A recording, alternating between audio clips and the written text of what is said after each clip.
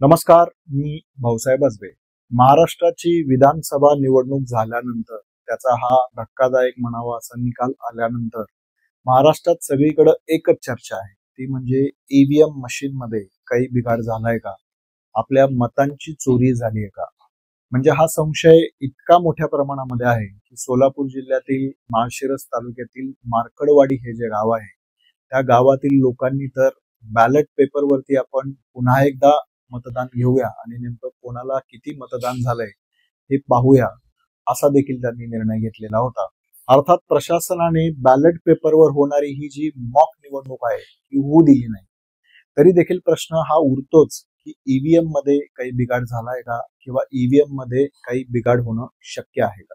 कारण महाराष्ट्रातील अनेक लोकांना हा प्रश्न पडलाय की ईव्हीएम वर आम्ही बटन हे पंजाचं दाबतो किंवा तुतारीचं दाबतो किंवा मशालीचं दाबतो, पण प्रत्यक्ष ते मतदान हे कमळाला जातंय का किंवा गढाळाला जातंय का किंवा धनुष्यबाणाला जातंय का. या प्रश्नाचं उत्तर पुण्यामध्ये एका डेमोनं दिलेलं आहे.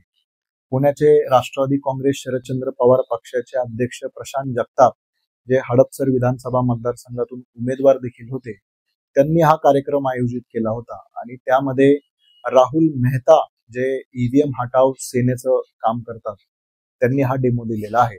आणि या डेमो मध्ये त्यांनी असं दाखवलंय की तुम्ही मतदान जरी एका विशिष्ट चिन्हाला केलेलं असलं, तुम्हाला व्हीव्हीपॅट वरती तुम्ही त्या चिन्हाला मतदान केलं असं दिसेलही, पण प्रत्यक्षामध्ये ते मतदान भलतीकडेच गेलेलं असू शकतं. असं सॉफ्टवेअर ईव्हीएम मध्ये इन्स्टॉल करता येणं शक्य आहे की तुम्ही मतदान एका चिन्हाला करतायत पण प्रत्यक्ष तुमचं मतदान आहे ते दुसऱ्याच चिन्हाला जातंय.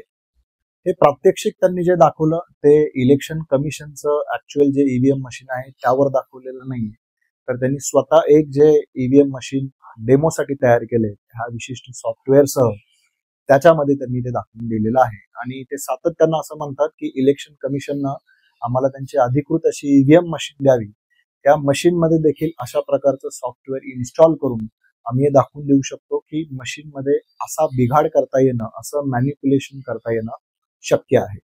राहुल मेहता हे काहीतरी नवीन वेगळं सांगतायत अशातला भाग नाही, तर ईव्हीएम या क्षेत्रातील जे एक्सपर्ट आहेत माधव देशपांडे, त्यांनी देखील हे दाखवून दिलं आहे की ईव्हीएम हॅक करता येणं शक्य नाही, परंतु ईव्हीएम मधलं जे सॉफ्टवेअर आहे ते जर तुम्ही अशा पद्धतीने डिझाईन केलं की तुम्ही मतदान एका चिन्हाला करतायत पण मतदान प्रत्यक्ष दुसऱ्या चिन्हाला जातंय, तर हे मॅनिप्युलेशन शक्य आहे. प्रशांत जगताप आणि राहुल मेहता यांनी या संदर्भातलं जे प्रात्यक्षिक दाखवलं त्या प्रात्यक्षिकाचा हा व्हिडिओ आपण पाहूया.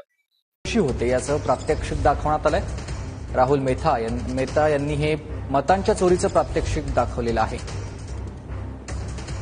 समजा पहिला वोटर येतो आणि पहिला वोटर येऊन जे आहे ते केळ्याला मत देतो.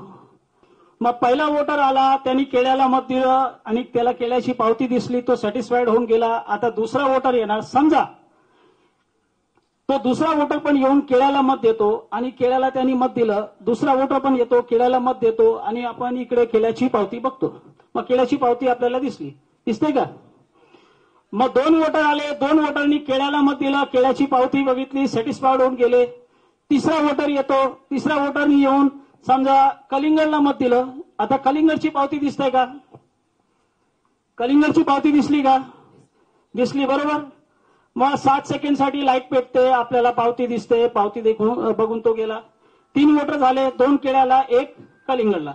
आता चौथा वोटर येतो, चौथा वोटर पण येऊन मत करतो आणि तो पण कलिंगडला मत करतो.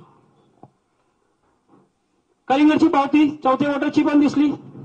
मग आपल्याला आतापर्यंत 4 वोटर झाले, 4 वोटरनी वोट केले, त्यांनी 2 केले, 2 आता याच्यामध्ये कलिंगड. पहिले 1 पण पावती नव्हती. कोणीही मी एकदा पण का सफरचंदाला वोट दिला का? सफरचंदाची पावती बघितली का? नाही. मग काहीच नाही बघितली, मग सफरचंद यातून किती निघाला पाहिजे? नाही, सफरचंद इलेक्शन जिंकला. काढा, बाहेर काढा, सगळ्यांना दाखवा. सफरचंद इलेक्शन जिंकला, सफरचंद इलेक्शन जिंकला. आणि त्यामुळेच आता इलेक्शन कमिशन आणि केंद्र सरकार यांना ईव्हीएमच्या संदर्भाने पारदर्शकता ही निर्माण करावीच लागेल. जर भाजपचा असा दावा असेल की ते कोणत्याही प्रकारची यामध्ये गडबड करत नाहीत, तर अशी पारदर्शकता निर्माण करण्याला त्यांचा पाठिंबाच असला पाहिजे.